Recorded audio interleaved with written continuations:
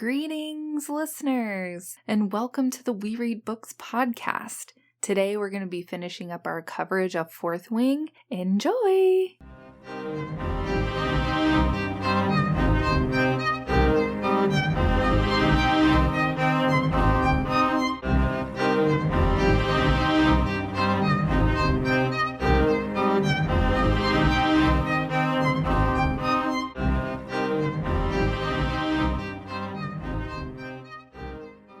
So Andarna has chosen her as well. I don't remember Andarna's full name, but Andarna. I think it's Andarnarum. It's Andarnan something or something. Andarnarum. But yeah, so it's like, what? Everyone freaks out. It's like, what do you mean the second dragon has chosen you? So then the dragons go have a conference, and the humans are having a conference, but it doesn't really matter what the humans choose because, we go by what dragons say because they're top dog. That's right. And that's when we have the fight between Dane and Xaden. And Xaden being like, oh, well, would you have stepped in to help her? And Dane's like, well, no. Mm-hmm. And she's like, obviously hurt by this. But then the dragons come back, and it's like, oh, no, she can have two dragons. Yep. That's how it's going to be. And then at some point in that same, hour span or whatever, then Dane kisses her. I'm like, How did you even be in the mood to want to let him kiss you after he has ticked you off so hard? I know. And after he just told you he wouldn't have stepped in. I think it was like, he's like, that I care about you and would do anything, but, the rules. Mm-hmm. I don't know if he says that, though, before or after he kisses her. Let's find out. Because I made notes through this whole book. Yes. But I will tell you, my notes are funny. Whenever he tells her, he says, then you have to choose Andarna. He nods as if his decree equals a decision made. The gold one is the safest choice. My note is, Dane is such a bitch. That probably is my note about Dane throughout. I haven't gone back and looked to see how many times I wrote that, but I probably wrote it a lot. He's so controlling. He under the guise of wanting to protect her, he's so attempting to be controlling. He really is. It's crazy. It's really annoying. Let's see. Then he says, even if you take Andarna into combat, there's only a chance you'll be killed. If you take Tarn, Xaden will get you killed. Which is so funny that even after this, everyone's like, yeah, he's still going to try and kill you. It's like, but he can't because, oh, by the way, Tarn and Sigale are a mated pair. So, and if a dragon and a mated pair dies, the rider dies. The other dragon dies. So both riders essentially die. But not only that, so it's like if rider dies, the dragon might die. But if the dragon dies, the rider definitely dies. Yeah. And then, but then when you have mated pairs, then it's like if one of those dragons dies, the other dragon's gonna die. Yeah. Without fail. Right. Maybe if either Xaden or Violet die, and then if their dragon dies, then so does the other dragon, and so subsequently them. So it's like, at this point, it's like... So then it turns from, oh, he wants to kill me, to, oh, well, he's just being nice because he doesn't want to die. Yeah. Dane says, Xaden isn't only twice as ruthless, but he's dangerously unpredictable. I blink, wait, what are you saying? They're a mated pair, Tarn and Sigale, the strongest bonded pair in centuries. Mated pairs can't be separated for long or their health diminishes, so they're always stationed together. Always. Yeah, no, everyone's, worried about her schooling, so it's like, you're going to have to, be, it's like, okay, so she's not at school, so she learns on the front lines. Who gives a rip? Yeah. Why are we acting like this is a big deal? We are at war. Exactly. And also, in this section, Dane is being really weird about how he's trying to... It's almost like he's trying to confuse and gaslight Violet in this moment, because he's telling her, Xaden's unpredictable, he's going to get you killed because they're a mated pair. If he dies, you could die. Right, it's like those are two contradicting things. Yeah, and it's like... So he's going to get you killed, but if you die, he dies. Right. And if he dies, you die. Why would he want to get himself killed? He wouldn't. That doesn't make sense. And then he says... She tells him about what happened at Threshing, how Xaden was there, and he says, Xaden was there? And it says, I nod, but he left after Tarn showed up. Xaden was there when you defended Andarna, and then Taryn just showed up. And she says, yeah, that's what I said. What are you getting at? Don't you understand what happened? What Xaden's done? Like, he orchestrated Taryn bonding Violet. But if he's so awful, then why would he want to tie himself to Violet? Yeah, that just doesn't make sense. And then Xaden shows up and he says, please do tell me what you think I've done. Right. Yeah. So it's just, Dane is just, he's not making sense. He's like grasping at all these straws, trying to make Violet think that, I don't know what he's trying to get that Violet to think. Honestly, I think he's like, oh crap, she thinks that guy's hot, but I like Violet too. Yeah. And I'm going to kiss her, but then it's like, oh wait, the rules. I can't be with you because of the rules. Yeah. So it's like, you are weak. You are emotionally weak. Unless you're told what to do, you just can't, whatever. Yeah. But yeah, for some reason, even though he's being a butthole, for some reason, she lets him kiss her.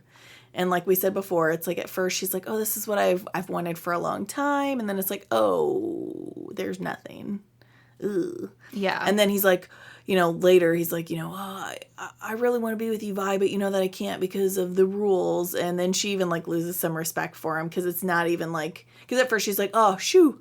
So you didn't feel anything either. Great. Okay, yeah, we can just go back to being friends. But he's like, oh, well, it's because, I want to be with you, but the rules, but maybe in a couple years, she's just like, you can't even fight for me when you want me. Like, nah. And she's not interested anyway, but she says she loses a little respect for him, and I kind of would too. I agree. It's not even like, we have to sneak around, but like, oh my gosh, I've wanted this for so long. Like, I'm so into you. It's like, I'm so into you, but. Yeah.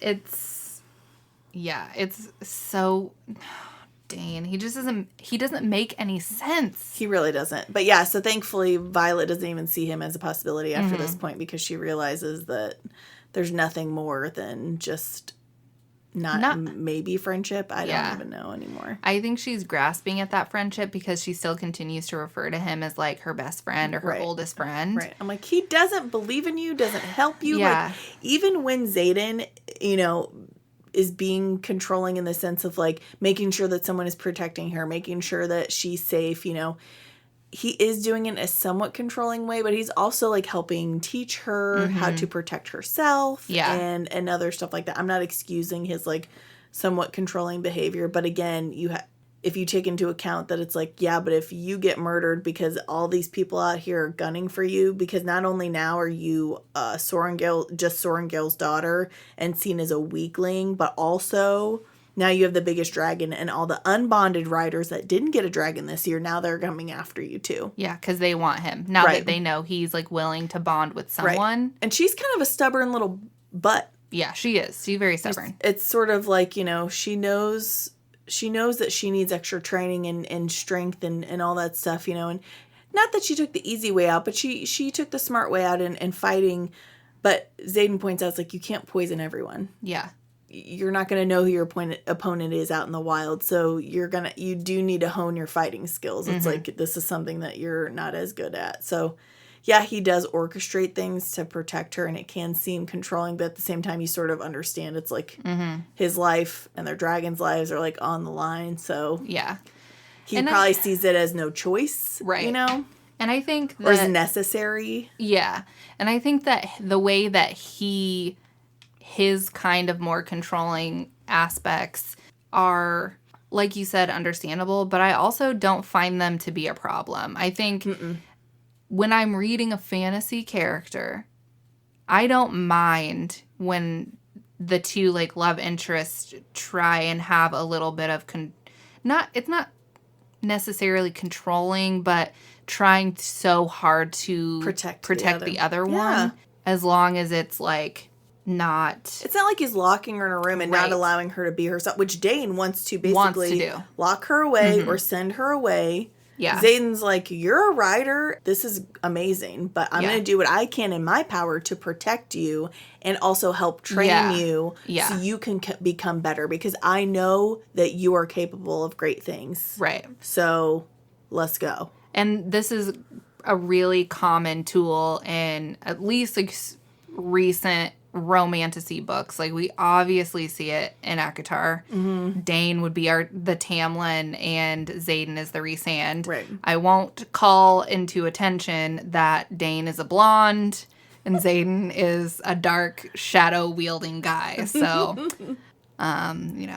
similarities are similarities. That's just what it is. But you also see it in other ones, too. Mm-hmm. I mean, Throne of Glass is a Sarah J. Maas, so obviously you see it there with,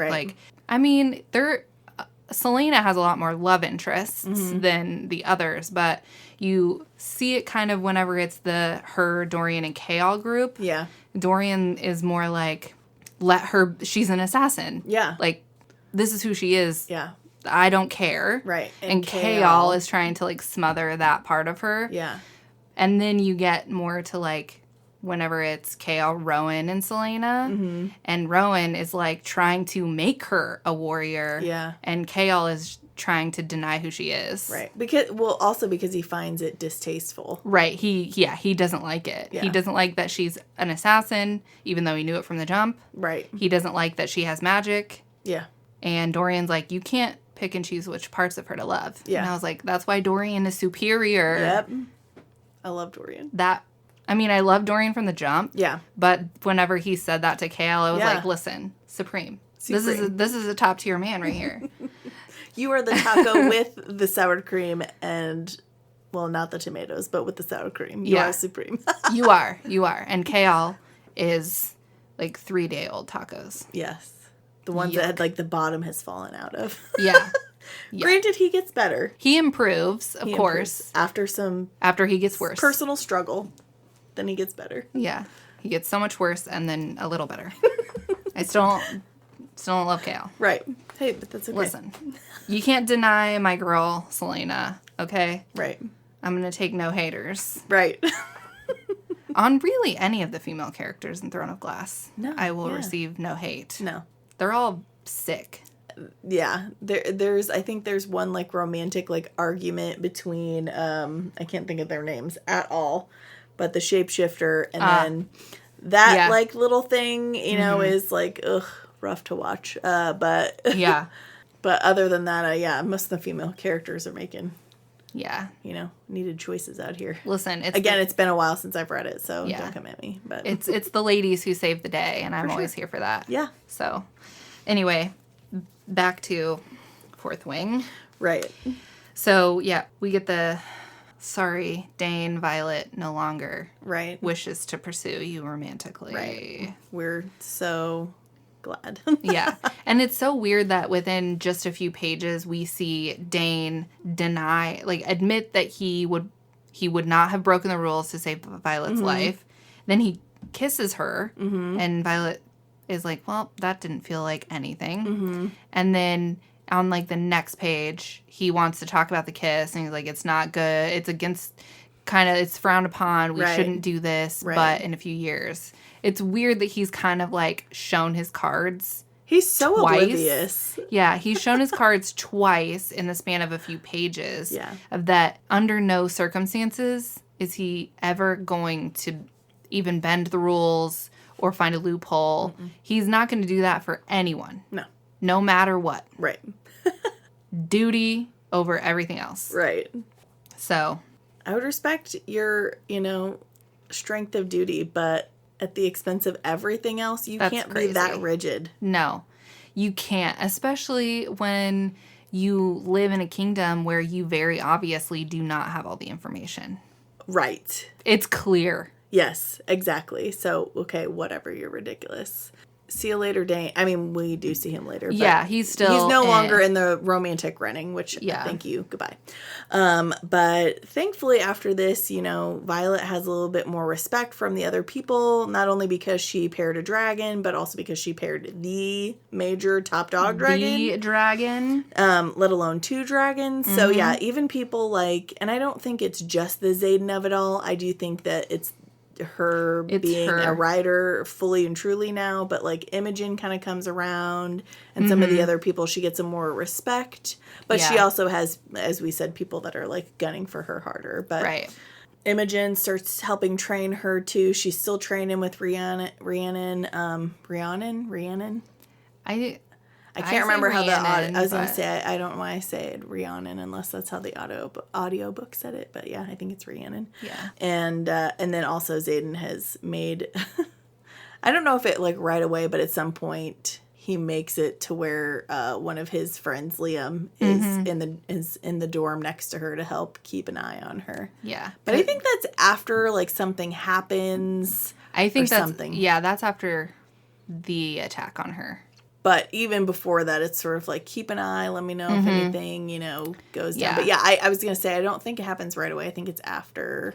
Yeah, I think it is. But yeah, so they're still going through life, but now, whatever. But there's a major attack on her life. As we said before, you are not supposed to be attacked. When you sleep, you're supposed to be safe. Yeah.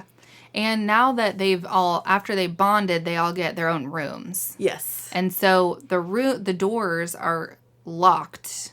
Like, everyone sleeps with their doors locked. Yeah. And you can't just get it unlocked. Right. Oh, yeah. You have to have magic to get it unlocked. Right. We haven't really even talked about the magic of this world yet. So, essentially, like, dragons have the magic. Dragons pull it from the source, right? Whatever the source may be. Dragons pull magic from the source, and then they channel it to their riders or whatever. And at the very beginning, every rider gets a tiny little bit of magic where they can use ink pens instead of quills and ink or whatever. Like, they can write with a pen as if it was inked like ours. Like, I thought that was such an odd little power, but whatever. I agree. They can unlock doors, and then like there was like a third little simple thing that they can do, but I can't remember what it is. But yeah, it's like kind of general, almost like very simple, basic magic. Simple but useful. They can do like magic. the mage lights. Yeah. It's simple but useful things, but then you also, once your dragon starts channeling, you get a unique, more useful power. Yeah. But everyone who has a dragon gets these like minimal powers. But yeah, so if you lock your door, no one but someone who has a dragon is like, has some power channeling to them should be able to unlock a door. So right. And you're not supposed to be able to be killed while you're sleeping anyway. That's like one Rule of their number one. rules. Yeah. But thankfully she wears her armor all the time. So one night she wakes up, and not only have people like gotten in her room, but they like have her by the throat, and they're like whispering about killing her. Yeah. And her sleep. She sleeps with her armor on, her dragon scale armor, which is good. Right. And so she does manage to like take a couple of them down with like, she like throws some daggers or whatever.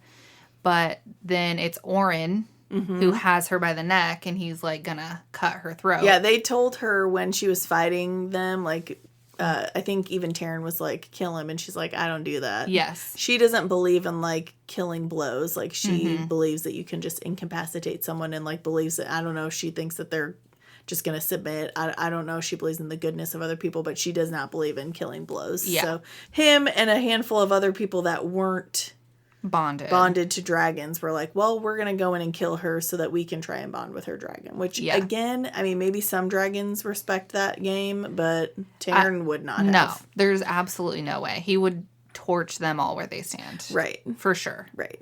And Taryn, she can hear Taryn in her mind. Like, he's the one that woke her up. He's like, get up. Yeah. Because dragons have... I do not understand the magic system, I will just say. Yeah. Okay, yeah, so they have that link with their dragons, right? Yeah. So they can hear them. They can... Basically, every thought that pops in her head, her dragon can hear it. Yeah. It's like they share a mind at this point. Basically. And, they can let them in or not, or, whatever. They can kind of, like, block it a little. It seems like more like the emotion part they can block out, but not the voice necessarily. Yeah. But yeah, there's like just a constant connection at all times. And he like's like, wake up, you're about to die. Yeah. And I don't understand how he knew, because if he's just in her mind, she's asleep, so it's not like she sees they're coming. Right. So how does he know? I don't know. Maybe they have a spatial awareness, like of what's going on to their rider as well. Yeah. The magic. I'm still confused about the magic system and how it works. How the dragons have magic. How they do all the things. Why can't the people do? Yeah. I don't get it. Right. But whatever. Right.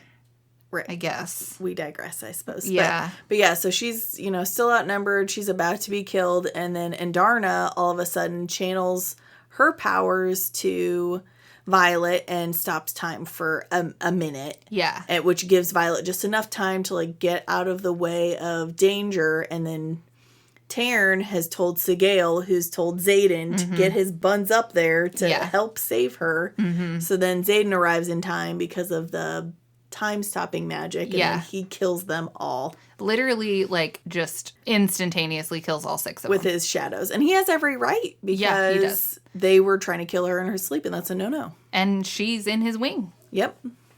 And I forgot to note, there was one person when she first woke up that she saw that she knows is the one that let them into her room because they have the power to unlock doors. That person, hightailed it out of there. Yeah, and she obviously saw them, so she knows who it is, but it had to have been an upperclassman. Right, and someone in a position of power. Right, exactly. So, all of the attackers are dead. Yep. And Xaden knows that there's something weird happening here, because I think he arrives and sees it, and then Andarna stops time. Yeah. And Violet's able to, get out, and she's, standing on the other side of the room when time resumes. And so Xaden's like, what's happening here? And Taryn's like, you need to trust him. Yeah. And so Violet, Xaden go out to, the flight deck or field or whatever and meet with their 3 dragons. And they're all like, what the fuck is going on here? And we find out that Andarna isn't just a breed of dragon that is small. Yeah, she's a feathertail. She's a baby. Yes, that's what feathertails are. They're babies. They're babies. I think every dragon is a feathertail until they grow into whatever type of dragon they truly are. Yeah. Whether it's I don't even remember the different kinds. Yeah. But not just colors, but types. Yes. So, she's just a baby. Yeah. And 2 years old, which they say that dragons grow at a different rate and whatnot. But she's just a wee little babe. Yeah. And the reason why no one ever sees feathertails, I don't know if we mentioned that earlier, but feathertails are rare, is because, they're babies. They protect their young. And they don't let them bond. Yeah. But her parents were killed when she was just a little hatchling. Mm-hmm. And so Taryn and Sigale are kind of like her foster parents almost. Yeah. Though Sigale doesn't seem as connected to her as Taryn does. Yeah. And at first, Xaden was like, did you have a baby and not tell me about it? Oh, he was so hurt. He was hurt. It's like, oh. That's cute. Yeah. But Sigale's like, no, stop being stupid. She's like, do you think I'd be dumb enough to let my child bond at 2 years old? Get a hold of yourself. Yeah. I was like, well, I mean, she's kind of like your foster child, but I guess that's different to you, Sigale. Shush. So now, and they also say that Andarna's power to stop time could go away or change as she gets older. Right, because channeling is different when they're a baby. She gives the full breadth of her power, not just some. So it can be very dangerous for her to allow someone to use it. But, and Violet's like, I would never overuse it and burn you out. And she's like, that's why I chose you, Yeah. That whole deal. Yeah. So we get that squared away. And Xaden, at this point, asks Violet how the people got in her room. And she's like, well, someone let them in. Yeah. And at first she wasn't going to name the person. Yeah. But he's like, you have to trust me. Yeah. And so she tells him. Because she's like, he's not going to believe me anyway. He's like, just right. Trust me, I will believe you. Yeah. And she, trusts Taryn. And he's like, trust Xaden. Yes. Yeah. She's like, all right, fine. And so she tells Xaden that there was an upperclassman who let the people in. And she saw who it was. But we don't get the name yet. Right. So he's like, okay, sure. And then we get to the next morning and morning formation and death roll and all this stuff. And obviously the 6 people that Xaden killed are on the roll. So, oof. Yeah. Then they're like, okay, so we have a matter to attend to. And Xaden stands in front of everyone and is basically like, someone broke the rules of major major issues, let these people in to attack someone while they were asleep. And that was Amber. Yep. Dane's friend and fellow... She's a leader of some sort. Yeah, some sort of leader. And Dane's like, Violet, tell the truth. Tell them that's not true. And she's like, it is true. And he's like, no way, let me see. And he just, like, reaches to see her memory. Yeah. And she's like, oh, heck no. Yeah. Are you absolutely insane? Yeah. Not only is she upset because it's like, you were just trying to read my mind without asking. No permission. But two, she's like, I can't let him read my mind because then he'll see Andarna and her powers. I can't let that happen. So instead, she has Taryn share part of the memory, or at least the memory of the person running out of the room, with all the other dragons and subsequently all the riders. And so there's the proof that they need. Yeah. And Taryn scorches her to death. Yep. And she's, like, crying to her dragon, and it's kind of sad. And she's like, she breaks the rules, and she does it, justifying herself, like, sounding like a Dane. And Dane did have, like, previous relations with this girl, I believe. I think like, in it's the previous alluded year. to, yeah. But yeah, at first he doesn't, and then he's like, well, why wouldn't you, he's mad at Violet for not telling him and letting him find out with everyone else. And she goes, because exactly the reason is because of how, you didn't believe me. Yeah. Then, and you tried to read my mind without asking. Yeah. And he's, like, hurt because he's like, you believe Xaden and you don't believe me. And she's basically like, yeah. Yeah, because he believes me. Yeah. And you're a douche. Exactly. And he was upset that she trusted Xaden with the information. He was upset that she had Taryn show the memory of the person instead of letting him see. And it's just like, first of all, you didn't ask. Right. You assumed that it was just okay for you to take it. Yeah. And you didn't believe her. Creeporama. If you are lifelong friends with someone, you should just believe them. Yeah. But he's so dedicated to the rules. And trusting in other people who are leaders to be trustworthy. Yes, he says multiple times. He's like, well, she's a leader. She's like, and Xaden is one too. Yeah. But you don't respect his rank, but you respected her. Like, do you not see the contradiction in what you're saying? Yeah.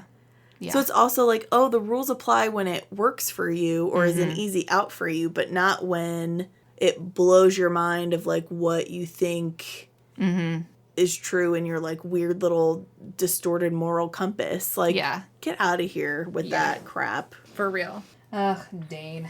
Yeah, Dane. Annoying. But you know what? Amber gets torched, so who cares? So I'm trying to think of the major things that we just need to, like, hit to get us to the major events at the end. I know that, we have the moment where Taryn is not blocking his emotions, and so... Yeah, that's the next thing that's on the list is Taryn. So Taryn and Sigale are mates, obviously, so... Bow chicka what? It'd be going down, and apparently, usually, they, like, have a shield down when they're trying to get busy. Right. But apparently...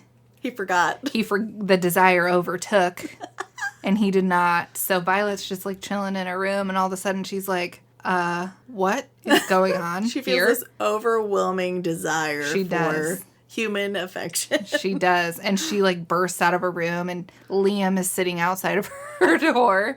And she does... Doing his protecting thing. Yeah, and he's, like, whittling on his little wood. Cute little Liam. Just... Aww. And she's, like... I say little. He's, like, one of the tallest people in there. Yeah, he's, like, the best one in the year.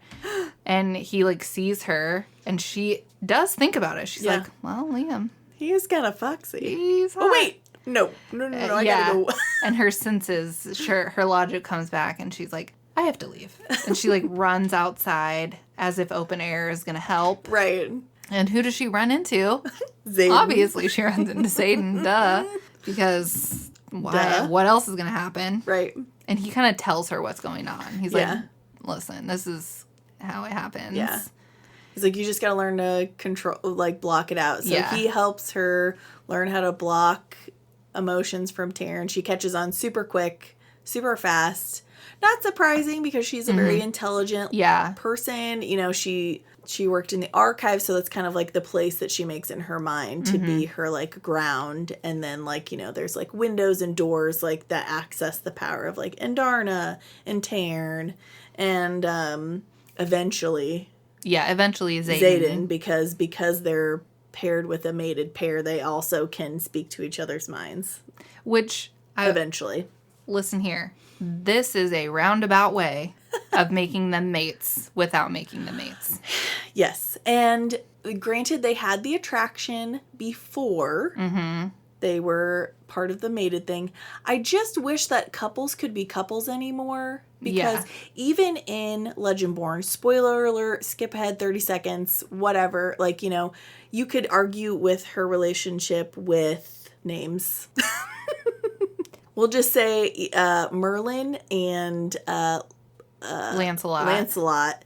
You could argue that her feelings with either one of them could be slightly tied to the magic thing. Yeah. Selwyn is the Merlin. I just can't remember...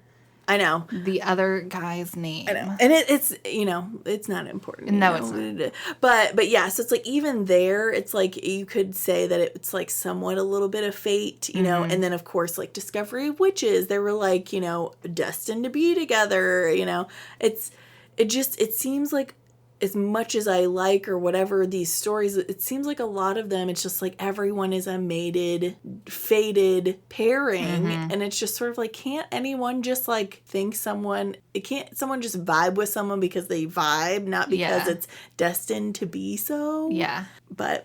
Yeah. I think in fantasy, sometimes, especially romantasy. Yeah. They're like, well, we've got to have a fated mates trope in here. I mean, like, even ACOTAR, even Throne of Glass. Yeah. You know, it's like, can't people just vibe because they vibe? Yeah. I wonder where this, like, started.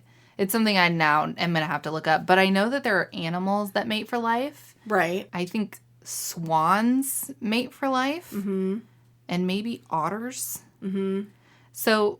I guess there is precedent for it in nature, but... Yes, of course. But it's overused. I feel like, you know, I would like to see couples, like, be able to have strong feelings without there also being, like, a magical reason for it. I agree. Because then it feels slightly out of their hands. I agree. I don't know. I agree.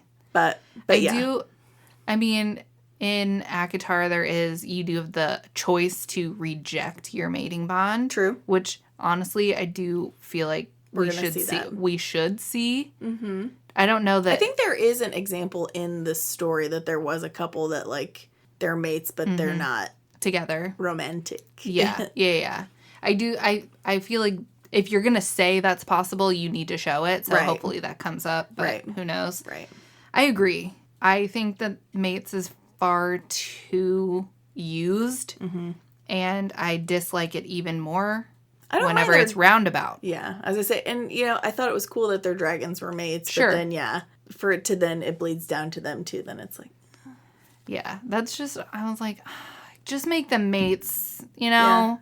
That's what you're doing. Right. Or, you're just forcing them together. And they're trying to say, oh, well, then you shouldn't have a romantic relationship because you're going to have to be in each other's lives for as long as their dragons are alive and as long as they're alive. But it's like, well... What else are you going to do? Right. I guess be best friends, but... Yeah. I don't know. It's a strange choice, to be honest. But yeah, so she learns control. I'm trying to think. And then, like, the next important thing is, like, they have war games or, like, the squad battle. The squad battle, yes. They all use their different powers together, and Violet's, like, smartness, and they win. Then they get to go to the front lines and see how it works out there. And she gets to visit the camp where her sister is, so she gets to see her sister, and Rhiannon it's near Rhiannon's village, so they sneak out, and Rhiannon gets to see her sister and her nephew, and that's all sweet and wonderful, and, you know. Yeah. Mira just basically gets caught up to speed that, like, you know, Violet, her dragons, and that she can't keep her seat, and all la, this, la, la, la, la. And then all of a sudden there's this, like, random attack of griffins, which is unexpected. So that's kind of who they're defending against. I guess we glossed over that, but yeah, like, it's is Griffin riders from different nations or whatever coming and doing raids on different towns and stuff like that. And a raid comes while they're there, and they're like, you guys got to go. Your first year's like, get out of here, get back to the school. And of course, Violet's like, no, I'm not going to leave you to die. It's like, you're more of a distraction. Just let your sister go do her business. And Zayden's like, you know, you got to go. And then she's like, I'm going to hate you for making me leave. And he's like, yeah, I know. Which I'm like, that's stupid. Stop. Yeah, it's Use really your stupid. big smart brain. I'm gonna need you. She has a lot of smart brain, but she has not very good emotional intelligence. I'm gonna say that. Yeah, it's true. And what is funny is, so the night that Taryn and Sigale are doing their thing, Xaden and Violet do end up kissing. Oh, right. Sorry, I didn't mean to gloss over that. No, it's okay. They're kissing very passionately, and he stops, and she does like think like this is how you're supposed to be kissed. Yes. Like comparing it to Dane, obviously. But he stops and he's like, I'm not going to continue kissing you when I know this isn't all you. Right. Which is nice. Is nice, but I disagree. I think it is all her. I agree. Desire. It wasn't nothing coming from Taryn. It was all her desire. It's been building up. But as the reader, we know that. Obviously, he doesn't. So, well, I mean, maybe he should know it. She's not very discreet. Right. But, you know, he's being the good guy here. He's being very gentlemanly here, and I appreciate it. Good on you. Yes. Zayden. Yeah. So, yeah. But... yeah, and then in this moment, he kisses her again. And then Taryn, like, scoops her up and puts her in his... And Taryn does try and help as he can before they leave. Yes, he does. But yeah, it's like, you're not trained. You're not trained for battle. You have not manifested your signet yet. You can't even keep your seat. So I'm going to need you to stop this and go. Yeah. I understand you want to help protect your sister, but you're going to be more of a distraction because you're not trained. Mm-hmm. So he gets to go. I don't know why she'd even be mad at Xaden for making her leave, because even Dane Poo-Poo Pants, who was there, agreed that, you know, they all need to go. Yep. And so, but yeah, then after this, we kind of learn that, or well, I think throughout we kind of learned, you know, it's like, oh, there are raids and like, you know, shields going down and stuff like that that's been going on that they kind of haven't made everybody privy to or giving them all the details of. Because even the next day after they get back, like they don't hear it in battle briefing about what happened at Mira's camp. But thankfully, Mira's fine. Yeah. Violet goes in, like, you know, cries out of relief with Andarna because she feels this really strong, you know, emotional connection to Andarna. And she feels emotionally safe with her. So, yeah, that happens. Yeah. And then, is it after that she, like, has to have a sparring thing with Jack? At some point, yeah, she has to spar with Jack, and she forbids Liam to tell Xaden. Yeah. But she finds out that Jack is allergic to oranges. And so, like, during their fight, and he's using weapons, like going for the lethal blows. He's using his magic, which is explicitly forbidden. And I can't get a grasp on what his power is, but he's like holding on to her and like channeling a ton of magic into her body, and it's like causing her pain. Yeah, it's like pain, and then anyone who touches them, it's reverberating through their bodies too. I didn't know if it was like electricity pain or if it was just pain, just straight up pain. It wasn't clear. But she found out that he was allergic to oranges, so she shoves a vial in his mouth. Orange peel, peels, orange juice, orange zest. Something orange. And his throat closes. Gosh darn, he does not die, though. But no, because she tells them what she did. She's like, he's allergic to oranges. Right. So even this guy who has tried to kill her multiple times, she still cannot get the desire to kill him, even though she's grown up in a war colony her entire life. Right. I mean, respect. Like, you know, killing a person should not be easy. Mm-hmm. But, bro, let your dragon do it at least. Mm-hmm. You know what I mean? I know. Taryn, roasty roast. Yep. Get this one. Right. And, you know, all throughout there's discussions between her and Xaden, you know, flirting back and forth about and talking about kisses and emotions and, you know. Yeah. Blah, blah, blah. Blah, blah, blah. And then that's when they have the war games, right? After that? Or is there something important that happens after that? Not, yeah. Did they get it on yet? They do before war games. Okay. Yeah, and that's when her, like, powers start to... Well, her power manifests whenever she saves Liam. Okay, see, I thought that was the war game. And that's the squad battle. Because she saves Liam twice. At one at each. So, yeah, the squad battle happens, and that's when Andarna stops time. Because Jack's... basically trying to kill Liam. Yeah. And Andarna trying to uses, kill Liam. Yeah, and Andarna uses her power again to allow Violet to catch Liam and save him. And then she ends up using her... her power is lightning, baby! Yeah, yeah. And she zaps Jack right in the noggin and he dies. Yeah. And then she's very remorseful and upset that she's a murderer. Yeah. And Dane is kind of chastising her. Not like... He's like kind of getting onto her a little about having killed him. Yeah. Like, you don't have to use you don't ever have to use your power. That's what he was saying. He's like, she's like all upset about killing him. He's like, you don't have to do this. You don't have to use your powers ever again. And Zayden's like, shut up with that crap. That's bull. She's going to have to use her powers. And she's like, what? So I can be a weapon? And he was like, don't you understand? Like, yes, a weapon, but you being that powerful of a weapon allows you to protect so many people. Stop seeing it one way only and see it as a gift. Yeah. That you can use to protect people.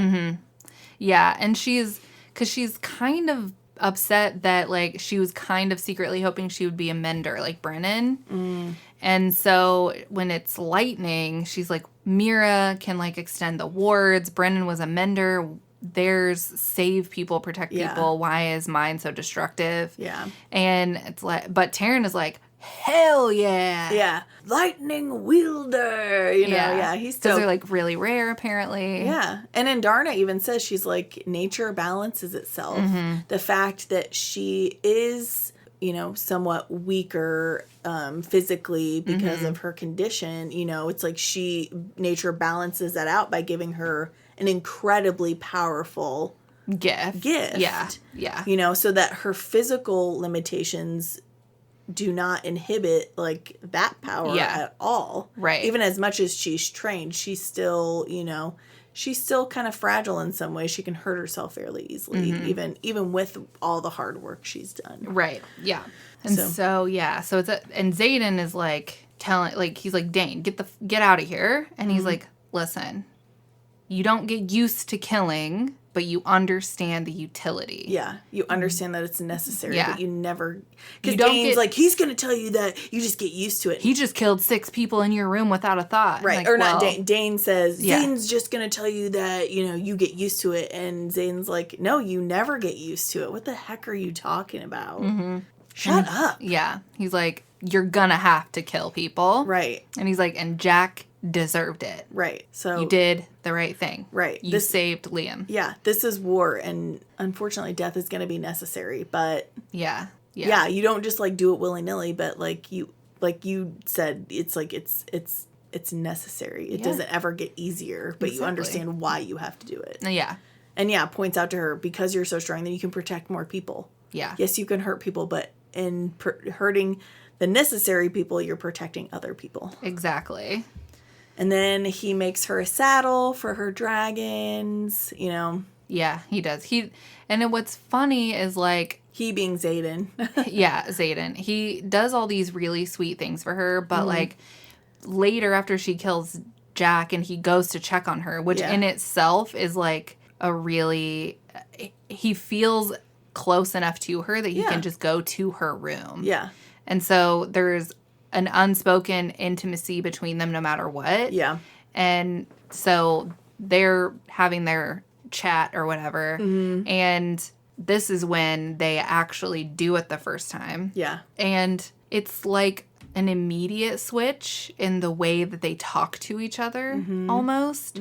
Like, before, up to this point, he's been flirty with her, but only a little. Yeah. But after this, it's very... very intense flirting. Right. Like, it's constant, and it's like they have this, like, it's always a need. Like, they physically need each other. Yeah. And they, like, destroy her entire room, which I didn't understand. Like, the physics of this. Me either. Like, first of all, on the desk, they like knock all of her shit down, which makes sense. But then the armoire, like, first of all, and like she's using her lightning power somehow. It's like, how do you think no one's gonna notice? Yeah, that? people are gonna catch on to this, right? First of all, but like, and he uses his shadows to protect them from some of the. I was like, this is too much. This is it didn't have super real continuity. Like, maybe it starts when you're sitting on the desk, but make it to at least the floor. Like, she's small. He's like holding her, and the armoire is somehow destroyed. I don't understand it. And the only thing by the end, the only thing standing is the bed because they're dumb enough to like. That's not even a thought in their brain. I'm like, okay. The curtains are on fire, and the lightning has caused a forest fire, and it's. I understand that this is supposed to tell us the intensity of their like connection, right? But it was. Too much was going on. Right. Well, and in the beginning, like, when they first are, like, kissing, and, it's like Xaden keeps stopping. He's like, only if you want to. And she's like, yeah. And then he's like, no, I shouldn't because, you probably don't want to. And she's like, yeah, I do. Actually, I want to. But, I feel like he, like, is like, yeah. Listen, we should stop now because I can't, if we keep go any further, I can't stop. And she's like, I don't want to stop. Yeah. Like, even that, I was just like, oh my, this scene is so long. It's so long. It's like a whole chapter. And he's like, eventually, he's like, I take a tonic. Yeah. And she's like, no, she tells him, I take a tonic. And he goes, same. Yeah. And I was like, no, I didn't like that. That's not. And then it's, and then it's like, oh, yeah, because everybody takes contraception, in the writer's quadrant because we're all apparently sex crazed maniacs because we think that we're going to die tomorrow. So and we don't need any little youngins running around. Right. It's like, okay. Thanks for that aside. Right. But we get factual information in the weirdest ways. Like that. So weird. And then like she uses it to like calm herself. So she's just like spitting information. Yes. I'm just like, this is a way to do exposition. I don't know that I like it, but this is a way. It's something. But I just didn't like the like way that they were talking to each other. Yeah. Then like this feels like it's not the moment. Yeah. I mean, sure, you should talk about, I guess this is their form of protection. You should talk about protection before the intercourse happens. But it feels weird. And I didn't like that he said, I mean, he could have just said, me too. Yeah. Same just feels too like TikTok vernacular. Yeah. I was like, there are certain ways that they say certain things, like we pointed out, like at random, that you're just sort of like, it takes you out of it for some reason. That took me out of it. Like, huh? That's just like a really easy example, but it does happen multiple times where it's mostly in dialogue. Mm-hmm. And I'm just like, oh, really? That's how you're going to say that? And I know you hate when it's like the sentences that are like, ba, ba, ba, ba, ba, where someone says something choppy, but it's like each word has a period after it. And even I didn't physically read the book, I just listened, but when they said those things, I told my brain even goes, I bet you this is written in all caps with a period after every word. And you confirmed that is true. I absolutely hated it. It's fine if you want to use something like that in a very intense moment, once or twice in a book. Mm-hmm. I started highlighting every single time it occurs, and it is countless. Really? It's so often.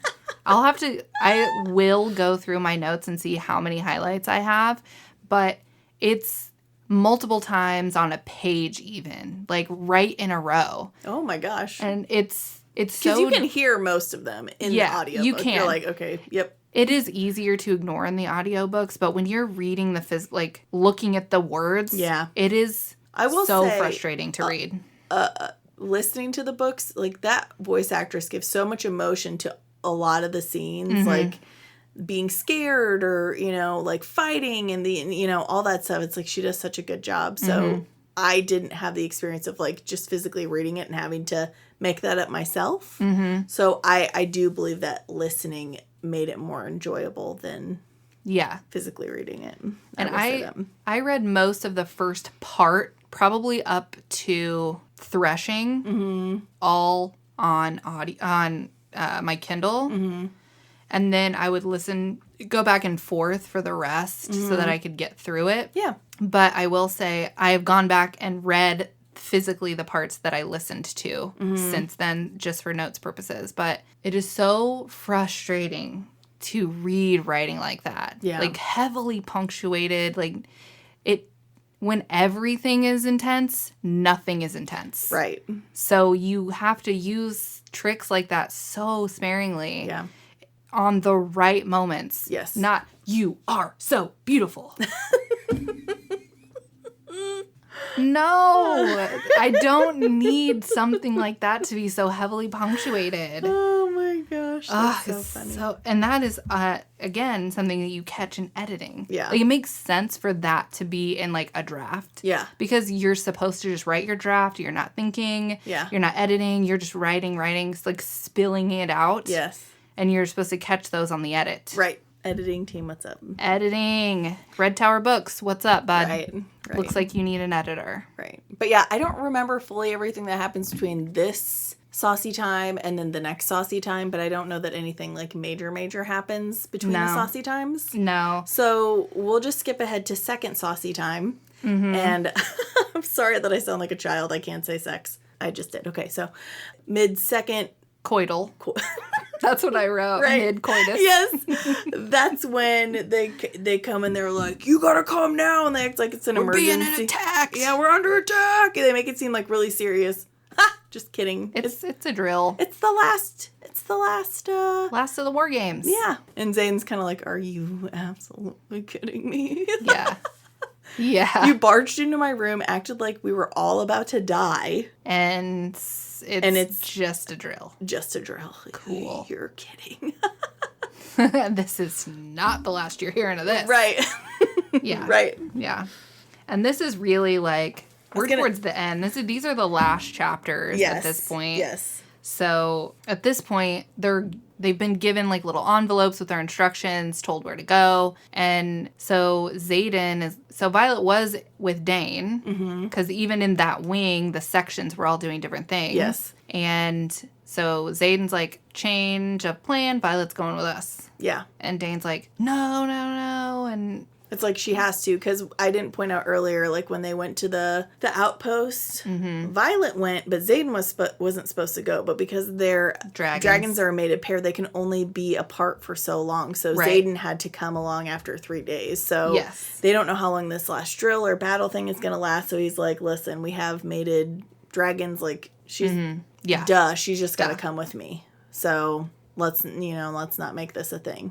Yeah, exactly. And doesn't he, like, cup her face like he always flippin' does? He does, cups her face. And it's like, goodbye, Violet. Acting like it's the last time he's ever going to see her. Yeah. Okay, it's Dane. like, he makes it very serious. So he does. Like, okay. This is a drill, Dane. What's up? Yeah. Mm-hmm. Hi, our eyebrows are so far into our hairline. You don't even understand. Yeah. So they all head out. And they're going to a place called Athbean, which is a part of Navarre that is outside of the wards. So, Interesting. That they would do a drill outside of the protective wards. Yeah. So they're like flying. They go for like a while, and they stop at this lake to rest or have a drink or whatever. Mm-hmm. And we get a scene of like Violet and Liam like talking, chatting. And then Violet and Xaden are not so discreetly sneaking off. Yeah. To couple themselves. Yeah. And then they're interrupted by some Griffin riders. Which, as I said earlier, Griffins are what the enemy use. Yeah. Yep. And they're like, what is going on here? And Xaden is like, you guys are freaking early. And Violet's like, huh? So apparently, Xaden has been channeling weapons to the Griffin Riders. So he's a traitor, apparently. Mm-hmm. But the Griffins aren't necessarily trying to... Their aim is not to hurt anyone. They're trying to get... Weapons and information?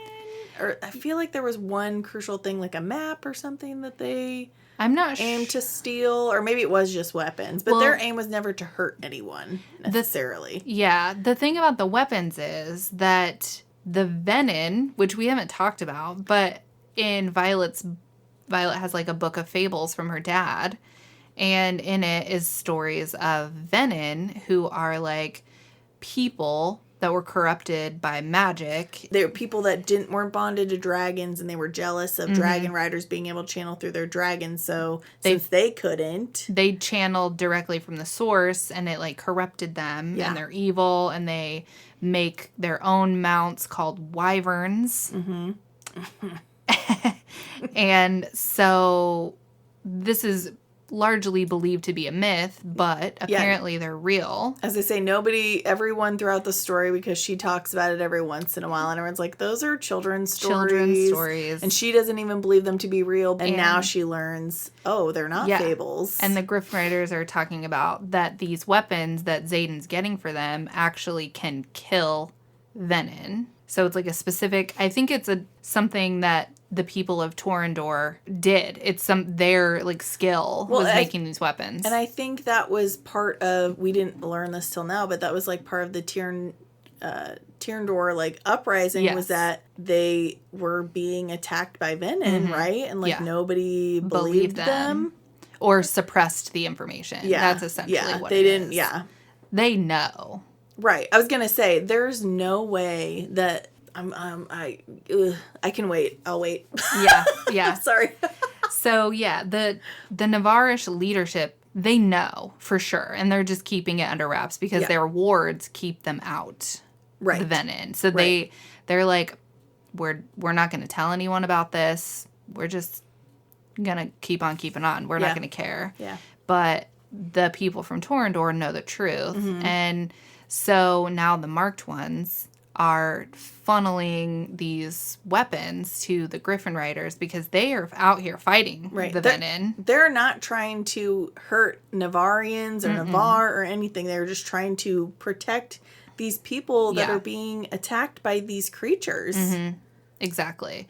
And so they are not... They're not, They're not betrayers. They are on a secret mission that your own government, Violet / your mom, are keeping from you. Yeah.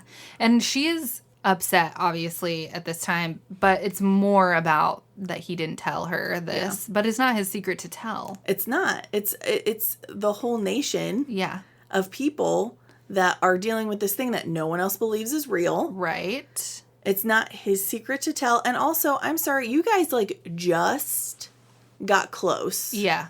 Not that long ago, and have just barely finally been standing on some legitimate trust. Not just because of your bonded dragons, but because you finally let your feelings go for each other. And, you know, maybe you haven't said the I love you part, like, fully to each other, but you just became a solid-ish thing. When would he have had the chance to tell you this unbelievable secret that is not just his to tell? Exactly. Yeah. It just is silly that this is what she chooses to be upset about in this moment. But, I mean... I would be like, oh my gosh, my mom's lied to me. Yeah. Oh my gosh, like, what do you mean they're real? Like... Yeah.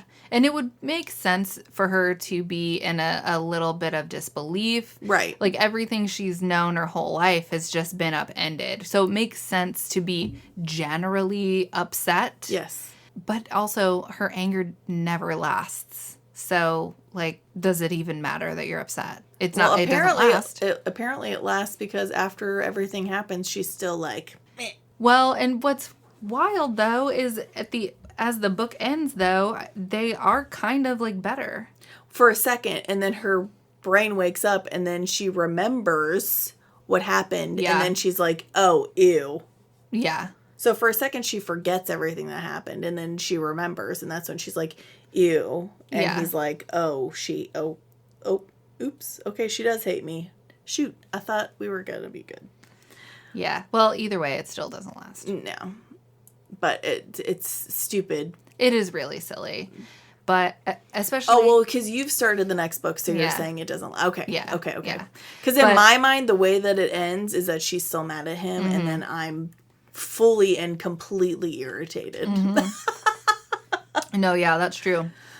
But what happens, and what's funny about this scene is the Griffin Riders are like, there's Venin, they're like headed this way. Yeah. It's like we're early because attack is coming. Yeah. And the attack is going to be on this village called Ressin. And Garrick, which is another one of the marked ones, he's like really close to Xaden. He opens the envelope with their instructions in it. And I don't remember the exact instructions, but basically they sent them out this direction on purpose. Right. Knowing that they're outside of the wards and that the Venin are there. Yeah, they have like two choices. Either basically fight and die or abandon their post. Yep. And still be in trouble. And the reason that they did this is because they got these orders from Dane's... Is it Dane's dad? It's Dane's dad, yeah. So basically, Dane knew about the Marked Ones meeting and that knew something was up, and that's why he sent them on this no-win situation that Violet wasn't supposed to be part of, but ended up being part of, because he stole the memories from Violet without her consent. Yeah. I'm sorry, excuse me. Yeah. But then again, are we surprised? Girl, he cupped your face every 5 minutes. You don't think that he was... You think the one time he lunged at you was the one time he tried to steal your memories without permission? Yeah. He cupped your face constantly. Yeah. That's how he takes the memories, okay? It wasn't a sign of affection. It was a sign of control and distrust and being a piece of crap. Yep. Just saying. Yep. So Dane... He's the one that betrayed her. Yeah. Her own government and her best friend... Yeah. Betrayed her, not Xaden. He's the betrayer. Because now, Xaden had secrets, but secrets that weren't his to tell. Yeah. There's a difference between, being secretive and betraying someone. Yes. You're supposed to have love for. Yeah. So, it's really... That's the great betrayal here is Dane. He's done it once, not once, but twice. With Amber. And then now. So... It's this would have stung a lot more if we would have been more surprised by it. Yeah. That's because it feels like it's supposed to be that, because Violet does react like he would, at first she's like, he would never do that. And then she remembers the incident with Amber Mavis and she's like, but he would. Yeah. And it would be way, way more impactful and like gut-wrenching if we liked Dane at this point. Agreed. Because no one who's reading this book and has gotten this far likes Dane at all. No. So we're not surprised. We're like, of course he fucking did. Right. Of course he did. Obviously, this is who he is. Right. And also we're not surprised that there was like a secret, like somewhat noble mission on Xaden's part. No, we're not surprised in the least. Because she caught them having 2 secret meetings. Yeah, we know something's up. Girl, you never asked. Yeah. And he couldn't trust you enough. You barely trusted him yourself. Yeah. You expected him to trust you with a whole nation's secrets? No. And also, he knows that for most of this, she considers Dane a really close friend, and he also knows what Dane's power is. Yeah. So it would risk everyone if he told her. Yeah. Duh. Dane could obviously get the memory. Yep. Duh. So, it's just wild, but... Yeah. So we're in this no-win situation. They've been set up by Dane's dad, essentially. And now they're fighting Venins and Wyverns. Yeah. Something they're not prepared to fight. Right. That's how they say it in the audiobook, Wyvern. I would say Wyvern, I think, but they call them Wyverns. Yeah. Maybe. I don't know which one's correct. I think people say it both ways. Right. So I was going to say, because I think in the Throne of Glass audiobooks it was Wyverns. But anyway, so we're in a battle with Wyverns. It gets serious. It's awful. The worst of the worst happens. Yeah. We lose Liam. That was really gut-wrenching to me. Heartbreaking. Because, like, these Wyverns, like, they latch on. They don't let go. Mm-hmm. There's no relent. Yeah. They do figure out that if you kill the Venin, then the Wyvern kills them. I think probably because the Venin create the Wyvern. Right. So whoever has if the creator dies, then any of the Wyvern they've created also die. Yeah. But I think Liam dies because he swoops in to kind of protect Violet because she saved him. Yeah. So now he's trying to save her, not only because she saved him, but also because Xaden asked him to keep her safe earlier on, and he's just like kind of keeping this like double promise. he feels. Yeah. Not only to Xaden, but to Violet now, because he felt like he owed her for her life as well. Well, and it sucks because Liam doesn't even get physically hurt. No. It's his dragon. His dragon gets mortally wounded, and his dragon dies. Yeah.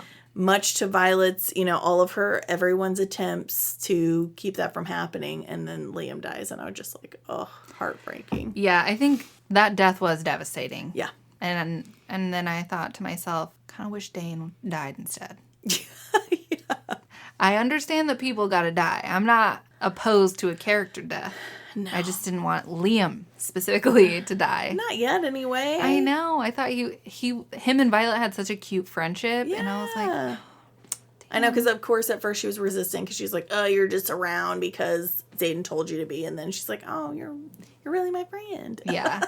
And this scene specifically, so Liam dies, and then she's filled with rage, and she's like, I have to kill all the Venin, and she makes the connection in her mind. I think she sees it happen where a Venin dies, and then the Wyvern dies, and she's like, all right, if we kill the Venin, their Wyverns will die as well. And she's like got this rage in her, and she starts like lashing lightning bolts out, but none of them hit their fucking marks. Right. And this is the point. And she's already hit Jack in the face, so she should. The fact that in class she couldn't hit the broadside of a barn, I don't understand. Yeah. I was like, okay, I can get over her like not mastering her power when she's in class, and blah, blah, blah. But we're here. She's feeling the rage is what triggered her last lightning. Time with Jack. Yep. So, and we're at the major conflict of the book. This is like, your friend was just actually killed. You just saw the life leave his eyes. I wanted her to like be standing on Taryn's back and bring down everyone 6 lightning bolts at one time and just right on the Venin. Like instantly. Right. Like, whenever Aelin... And then she can still have been mortally wounded and pass out after that. Sure.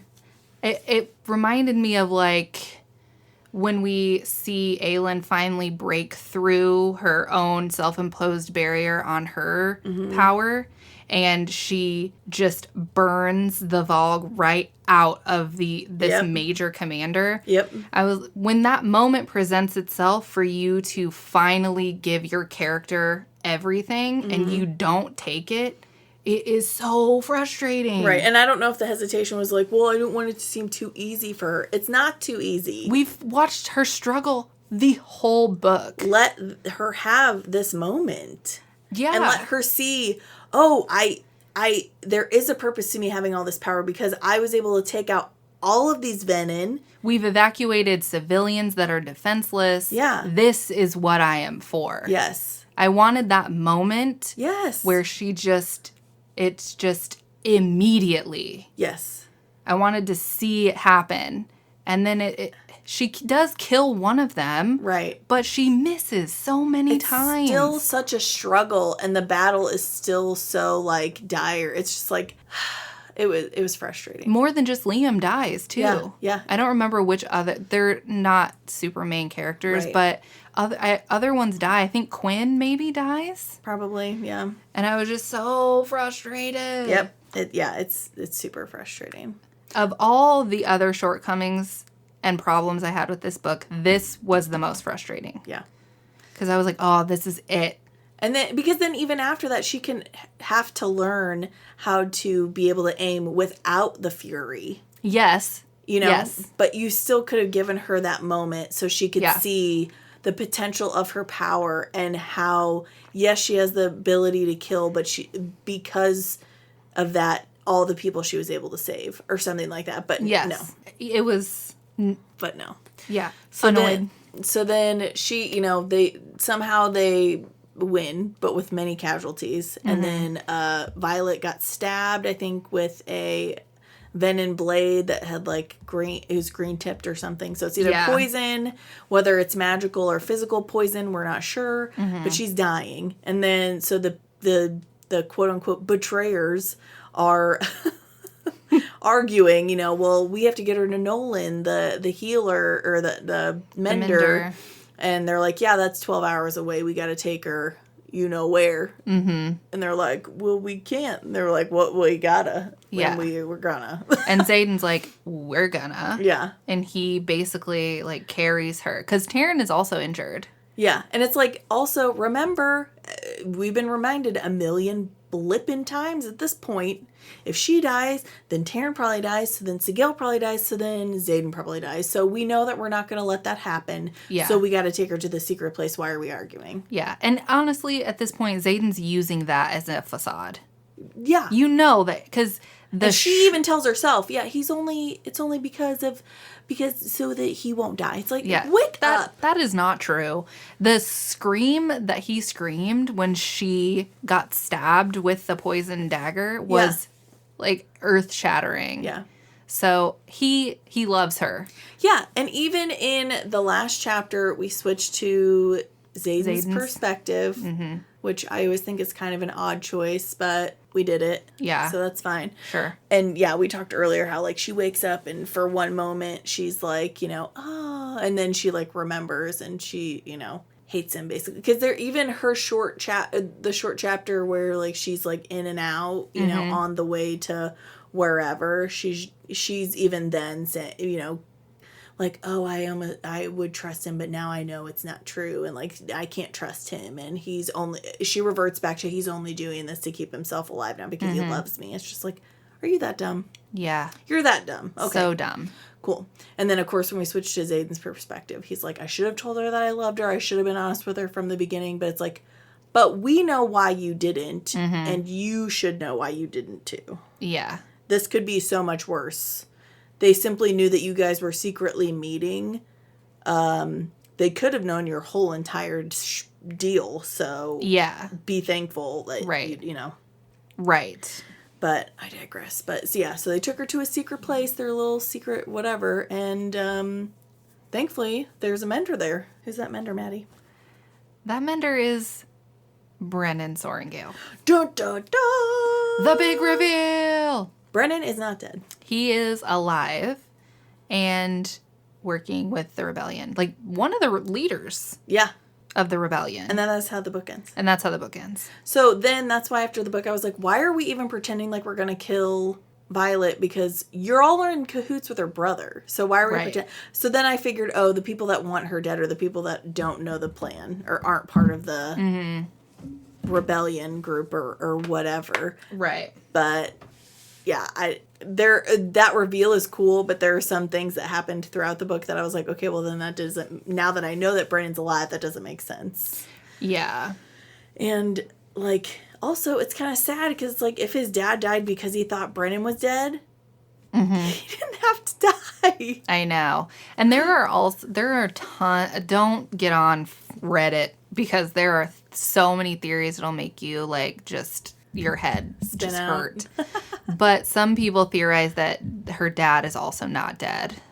I would hope so. I mean, he's the one that left her the book that which she thought was like a common knowledge folk book, but finds out that like it's one that he wrote to like kind of, so he knew that the Venom were real. Yeah, he knew. And so if he knew, then obviously her mom knew. Yeah. I'm going to need, I sure hope in the next book we see some like anger towards Dane and her mom, because the fact that we ended the book with her hating Xaden and thinking he's a traitor filled me with rage. I was like, use your brain and realize why he couldn't tell you and probably would have told you soon because you just became a thing. Be mad at your mom and your government and I agree. Everyone who actually betrayed you. It is really, really misdirected anger. Especially, it would make sense if she found out that he was colluding with the Griffin Riders if she did not also find out that the Venom were real. Yes, I was going to say, we found those things out simultaneously, and she should have gone, oh, there's more to this. Yes. So before I pass judgment, I need to wait and find out. Yeah. And I'm shocked and upset, but tell me more. The shock and the upset makes sense. She just found out that her government, her mom, has just been lying to her forever. Right. And so that Xaden makes had sense. secrets, but he didn't lie. And it wasn't his secret to tell. It's crazy. So, I mean, the twist at the end is effective. Yes. Because literally the only reason that I was like, well, I guess I should download Iron Flame is because I was like, well, I need to know how did this occur? How does this turn out? Because we find out in like one battle brief or something at some point that, or one of the classes, that her brother Brennan died, but another well, he wasn't a mender. He was a guy who had the power. I don't know. He had a strong signet power. I don't remember what the power was exactly. Yeah. But he used it and attempted to bring Brennan back to life. And they say that he burned out and died also. Yeah. So then, then it's like, so I guess that guy really did die, but he was successful in bringing Brennan back, or did they both live? Like, right. What happened? And that rider who died was Taryn's rider. Right. Because they do talk about Taryn. Yeah. When they're going through like what dragons. I guess I forgot that person was Taryn's previous rider. Yes, you're right. We did know that. But yeah, that's crazy. Yeah. So then, is he alive? Yay, nay? I don't know. He probably, no, because then she wouldn't have been able to bond Taryn. Exactly. Yeah. Exactly. So that makes you wonder how many dragons are not bonding simply because they're already still bonded. Yeah. See, this is the biggest frustration with this book, is that it has so much potential to be really, really good, and it just isn't. Well, and we focus so much on the relationships and the conversation, which I enjoy, but we then vague out all the important stuff, like a little bit more detail on the world, and not just because Violet is reading exposition to me because she's nervous. Yeah. Because I'm not really listening. Yeah. Or retaining in those moments because it's like out of context. Yeah. Or the beginning of the chapters, them giving me a little bit of information. It's like, I would want more information on the world and the different areas and the different peoples and how the magic works and, Yeah, that it felt like the idea, the concept of the story is strong, but the elements to build that story are just not there. Like, the magic in the world, super, super lacking. It's just, I don't understand the magic. I know how it's operating in the book. Yeah. The dragons get the magic from the source and they channel to the writer. That's obvious. Yeah. And they live in a place called the Vale. I'm assuming humans can't go there, but what's that like? Yeah, but like, what's the source? Why do dragons channel from it and humans don't?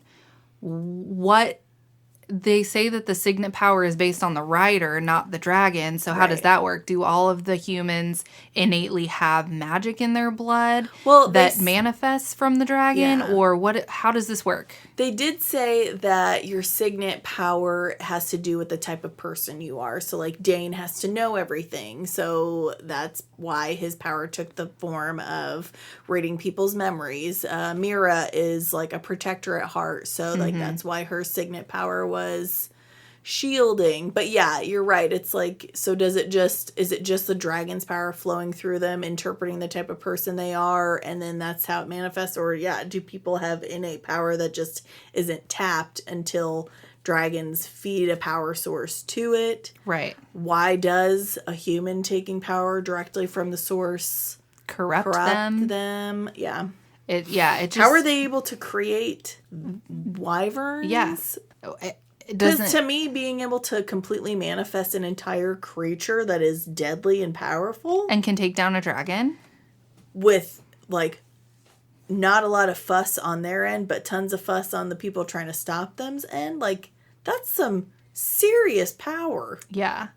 It's really confusing. And it also describes like whenever the Venom draw power from the earth. Yeah. It like sucks the life out of everything in the vicinity. Yeah. If this has been happening for so long, why is the earth still there?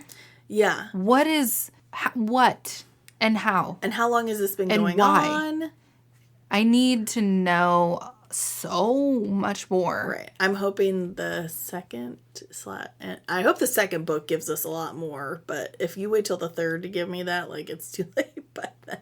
Not too late, but, Yeah, I don't know. It's just, it's a letdown for sure. We focus more on the relationships than the, how and why of the world. It's like she was conflicted when she was writing this with writing, going down romantasy head on or trying to have an epic fantasy. Well, and I don't know if she was afraid to solidify rules and restrictions, because then it's that's something you have to remember, and then then that quote unquote restricts you for later, but it's you have to have some sort of structure. Yeah, and if you're gonna write a high fantasy, do it with your chest. Yeah. There are gonna be, if there's magic, there has to be rules. And you have to establish the magic and the rules immediately. And something can go outside of those rules, but then you have to come up with a way for that to be possible. Exactly. You have to explain it.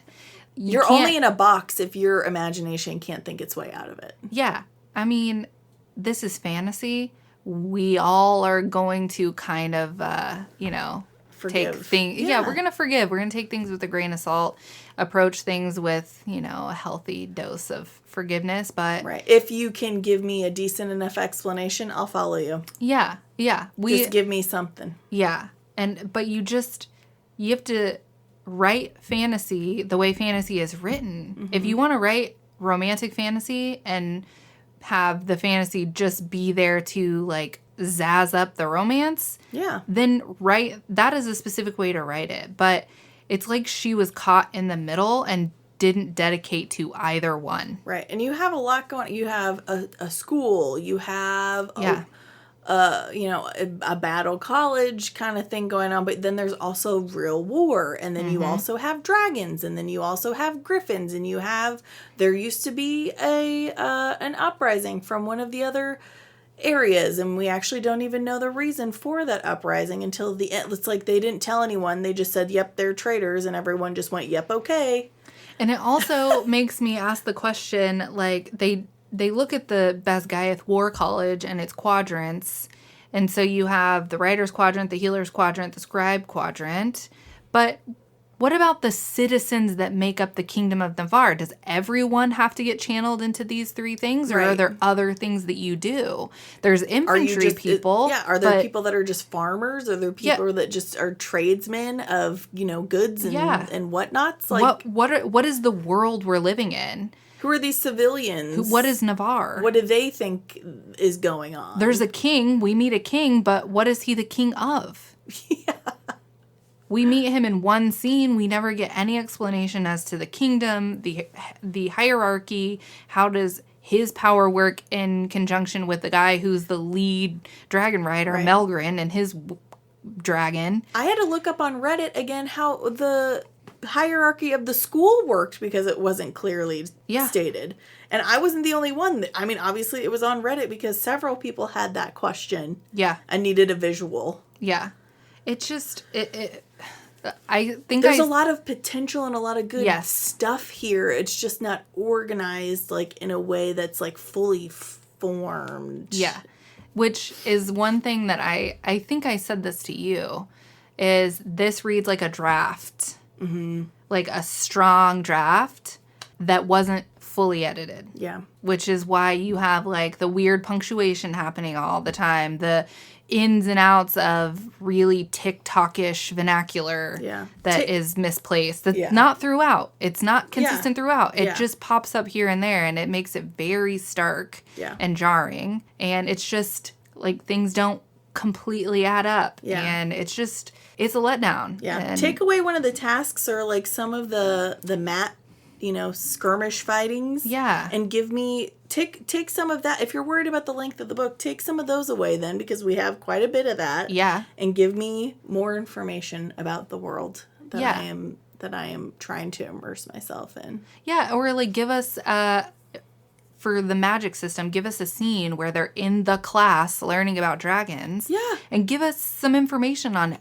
the original dragons, why they are the ones that we have to use to channel through. Let us know how this is supposed to work. Yeah. Because it's not clear. Right. It's you even have a classroom that can be your source of exposition. Yeah. And you can have people question it or whatever. Like, the only classrooms that we sit in on are battle brief. Yeah. And I'm like, what is this telling us? Or the dragon class. Or the dragon class. Or the channeled magic class for a hot minute. Yeah.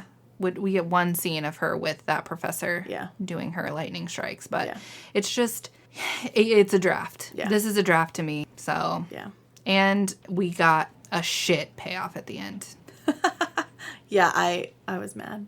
So this is a 2.5 out of 5 for me. I was so torn back and forth of, like, the things that I did like and the things that, like, irked me. So it's just it's smack. I guess I guess 2.5 would be smack dab in the middle. I was like, it's a 3 because it's smack dab in the middle. No math, Whitney. So I guess it would be 2.5 for me too. Yeah. It was almost like a 3.5, and then by the time it was over, I was so mad by the stupidity and unintelligible, like, thought process of people that I just was like, no. It bumped it down.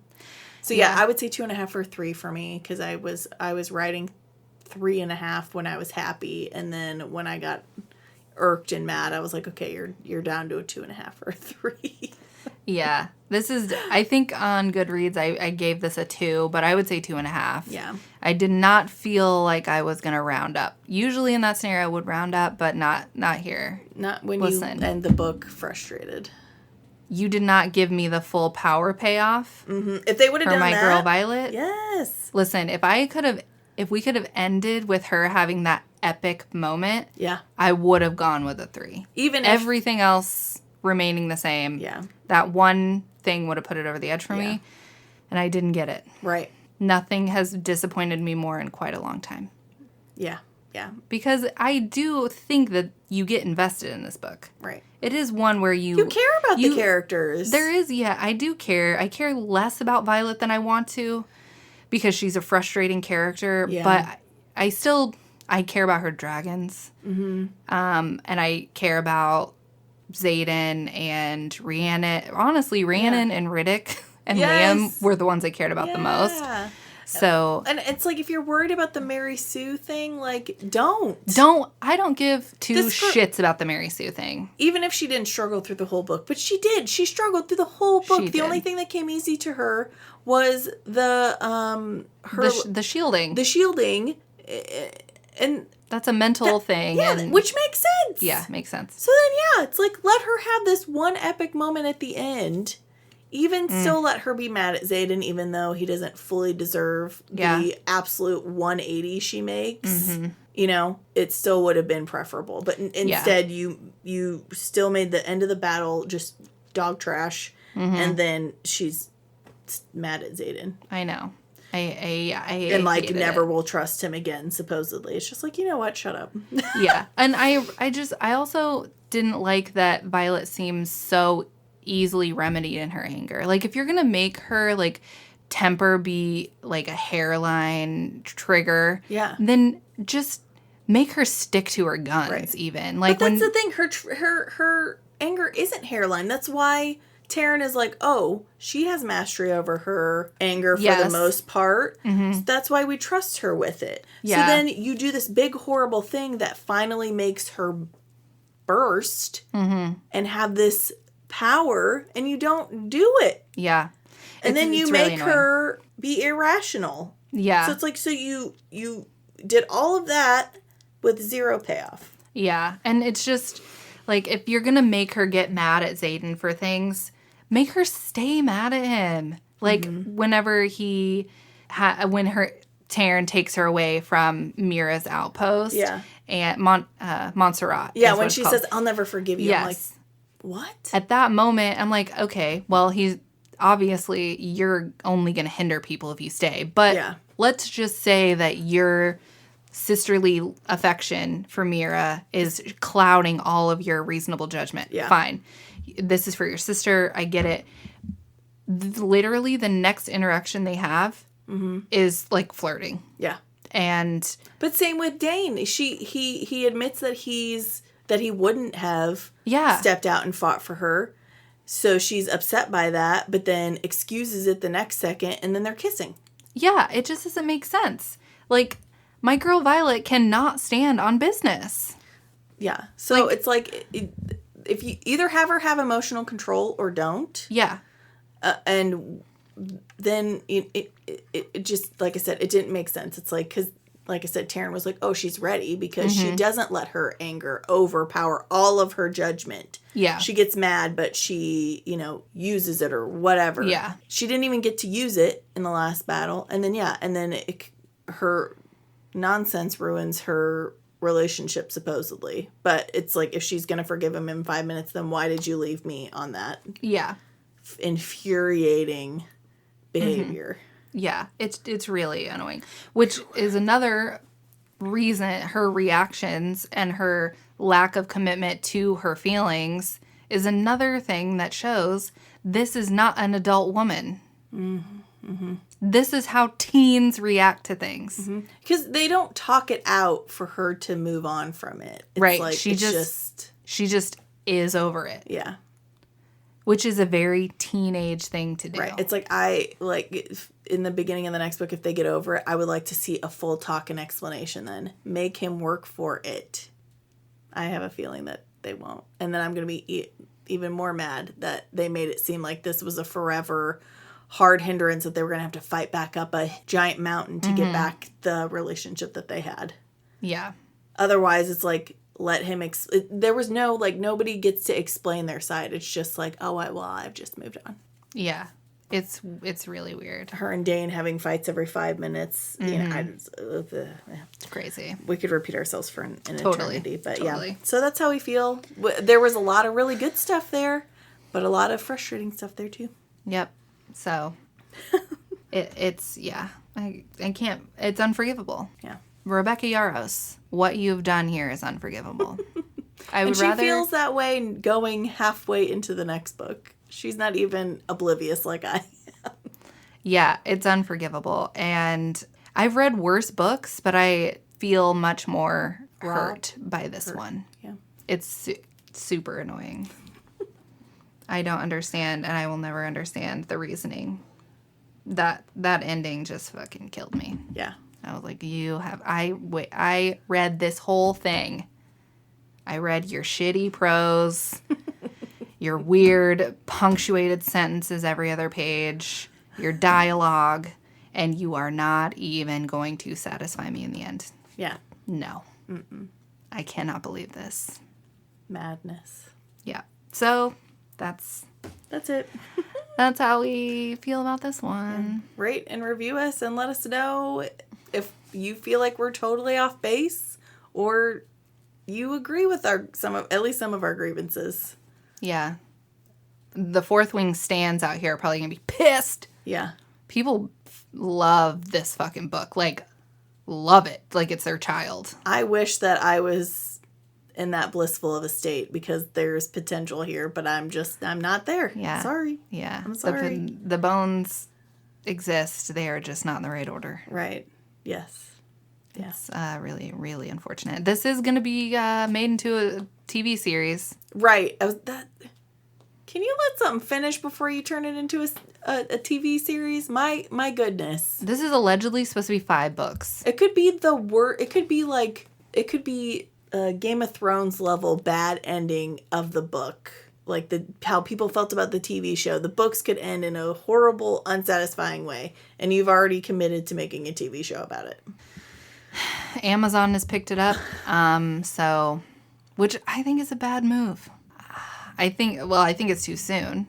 That 1 year and you have 2 books and a television show in production? Come on, that's too much. Can you let something finish? Yeah, let it breathe. Let it breathe. Yeah. Let it become a full series of books and then turn it into a show if you feel so inclined. Yeah. But now then, because as we've seen with Game of Thrones, it struggles because then either your show ends before your books do. Yep. Or, I don't know, just sorry, stop. It's not a great move, and also it's just how are they gonna? I don't know what kind of budget they're gonna have. I don't know if Amazon has made anything with dragons in it, but HBO has set the bar so high that, and that's the speculation. Like HBO has already done this, but they had way fewer dragons. that had to be on screen at any one time. Oh, this is a boatload. This is so many dragons, so much screen time they're going to be having. And how are they going to have the budget to make these dragons look good? Because if they don't match the par that the Game of Thrones and House of the Dragon dragons make, like, no one is going to like it. Let's not have a Dragonheart dragon out here. Okay? That movie is like, fun nonsense, but you cannot be having the Sean Connery dragon level of dragon out here. We're not standing for it. We are not going to stand for bad CGI. No. Like, the dragons in House of the Dragon are unclockable. Like, they look so good when they're in flight, when their riders are on them. Everything about them is good. And they had budget because coming off of Game of Thrones, House of the Dragon starts with budget. Yeah. So, and we're talking like $15 million an episode. Yeah. Yeah. I cannot imagine that this is going to get $15 million an episode off the jump. How are you going to make these dragons good? And you're not even HBO. Right. Oh, man. Well, order lots of packages, I guess. Give them the funds, y'all. Yeah. Go out on a limb from the jump and maybe it'll pay off. We'll see. I don't know. But like I said, rate and review us, send along your book recs and your feelings on this book itself and or the upcoming TV series. Per usual, our tunes and artwork is a collaboration of this duo right here. I was going to say in front of you. We are not in front of you. We're in your ears. But whatever. I was going to just say we're inside of you, but that's... Only Michael Rosenbaum gets to use the, inside of you thing, because it just feels wrong otherwise, So, I guess until next time, I don't know, don't play with fire, because you get burned. Yeah. And read books. Okay, goodbye. Bye.